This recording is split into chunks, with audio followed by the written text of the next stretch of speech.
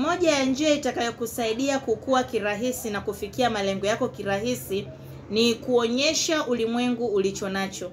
Show the world your talent. Onyesha ulimwengu una kitu gani, kwa sababu dunia haiwezi kuota kwamba wewe ni mpiga sarakasi mzuri sana. Dunia haiwezi kuota wewe ni mpishi mzuri sana. Dunia haiwezi kuota wewe ni mfanya matangazo mzuri sana. Dunia haiwezi kuota wewe you are a very good content creator. It is until uamue kuonyesha dunia. Take that phone of yours, record tu video moja, post. Watu wanaanza kujua, okay, kumbe kuna mtu kama huyu. Okay, kumbe mtu kama huyu ana talent hii. My dear, toka nje na ulichonacho, onyesha dunia, onyesha ulimwengu.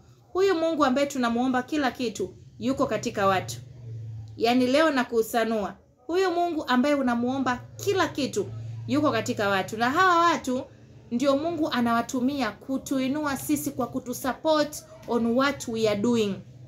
Yaani ukishaonyesha talenti yako, Mungu atatumia watu kuhakikisha kwamba wanakusupport wewe. Na wale watu watakapo kusupport, basi sifa na utukufu zinarudi kwa Mungu, na wewe maisha yako yanaendelea na unafikia malengo yako. My dear, toka na ulichonacho, usijifungie ndani. Hakuna mtu ataota talenti yako. Hakuna mtu ataota kile kipaji Mungu ambacho amekujalia nacho.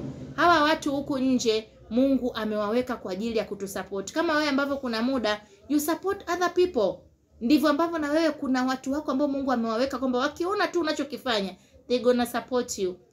So my dear, from today jiulize tu una kitu gani, na usiogope hicho kitu ambacho unaogopa kukitoa. Kitoe. Start today, kitoe na utarudi kunishukuru.